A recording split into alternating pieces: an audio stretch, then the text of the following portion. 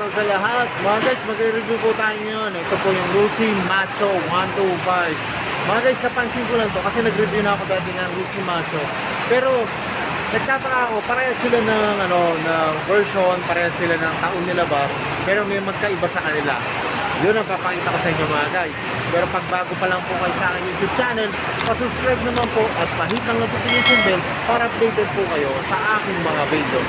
Tara mga guys, simulan na natin itong review. So mga guys, simulan natin itong review. Ito po yung Rusi Macho 125. Glossy po siya na black. Ayan, tignan nyo mga guys. Tapos ito po yung isa. Ayan, glossy rin po siya na black. Pero magka-ano po ito magka-parehas yun ng taon. Tapos seal din po siya ng version mga guys. Pero unang-una nyo napansin, di ba yung decals niya? Kita nyo yung decals? Ayan, magkaiba oh. Magkaiba po siya. Tapos mga guys, yung kanyang engine. Ayan. Ito po yung isang Rusi Macho. Yan po yung kanyang engine. Tapos ito po yung kabilang side. Yan. Tapos yung isang unit naman mga guys. Parehas po siya ng kabilang side. Tapos ito po yung kanyang gear pedal. Tapos ito mga guys, kita nyo, iba yung engine nyo. Iba yung itsura ng engine niya. Pati yung kanyang kickstart. Yan. Kita nyo ha. Ito yung isa. Engine niya, tapos yung kickstart niya, isang diretso lang. Tapos sa gas tank niya, yan mga guys, ito, malapad po yung gas tank nito. Yan, malapad siya. Tapos ito naman pong isa, makipot, parang yung sa yung sa TMX. Pag makikita nyo, makipot lang po siya. Yan, ito malapad po. Tapos sa manubela naman po, yan, ito po yung kanyang manubela.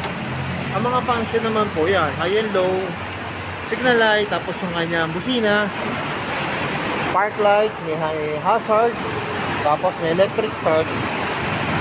Yun, tapos may kickstart po siya.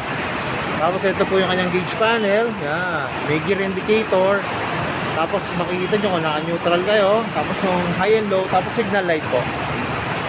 Tapos ito po yung speedometer, tapos yung kilometers po. Tapos may Rusi rito. Na ano ito parang ano siya, parang paint siya. Tapos yung kabila nga naman po, ito naman po yung isang unit. Yan. Ganun din naman po, may high and low, signal light, tapos busina. Tapos ito po, may park light, may hazard, tapos may electric start. At may kickstart din naman po siya. Tapos yun din po yung kanyang gauge panel, yun din po, parehas ng off. Yan mga guys, so kanyang front shock, yan, mapapansin nyo, glossy siya na gray na may embossed na Rusi. Tapos yung isa naman po, glossy rin po siya, pero decals lang po siya mga guys, yan, decals lang po siya. Tapos sa harap naman po, yan, yan po yung mukha nito, may Rusi rito, Euro 3, tapos Macho. Yan.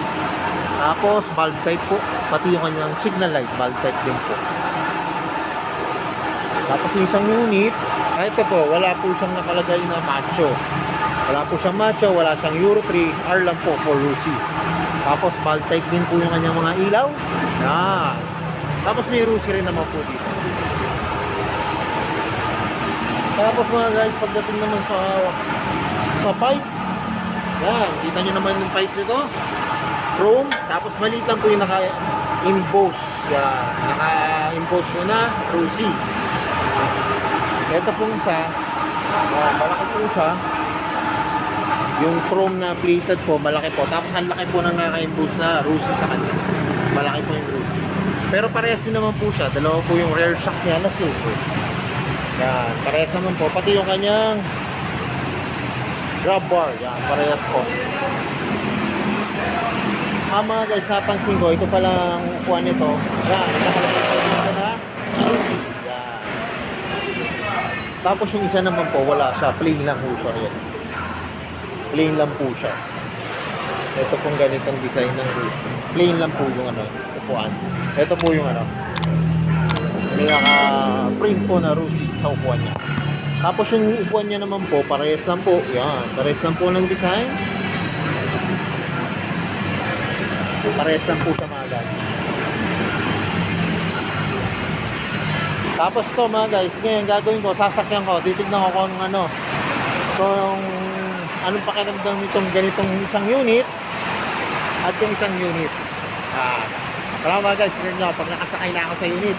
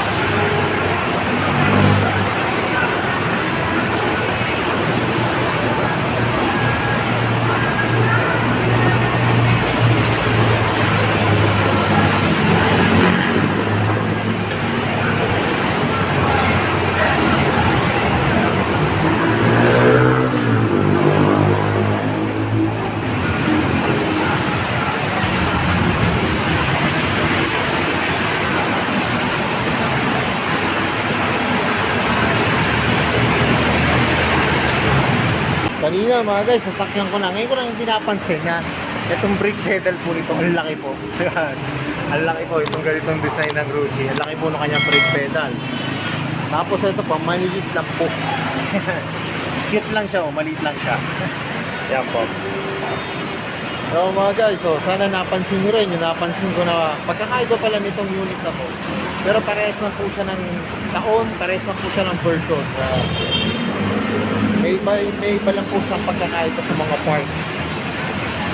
At syempre, kung malapit lang po kayo dito sa may Canlalay, sa may Piñang Laguna mga guys, sa may Rusi, pasyalan nyo na daw mga guys. Kasi mas maganda kung makikita nyo ng actual yung unit. Tapos ito nga pala yung price niya ngayon. Yan. Ito pong PC 125 Macho, no down payment po. Yan o, naka-promo po. Tapos ito po yung kanyang 3 years, 2,155 pesos. Ang kanyang 2 years, 2,795 pesos. Tapos yung kanyang 1 year po, 4,710 pesos. Tapos mga guys, may rebate po to na 300. Tapos kung kukunin niyo po siya ng cash, 43,500. Yan. Yung ganyang design po, yan. Kulay red naman po to. Tapos, meron siyang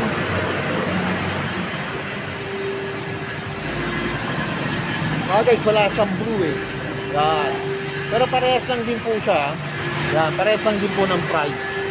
Yung ganitong design ng Rusi Macho at yung isa pong klase. Yan.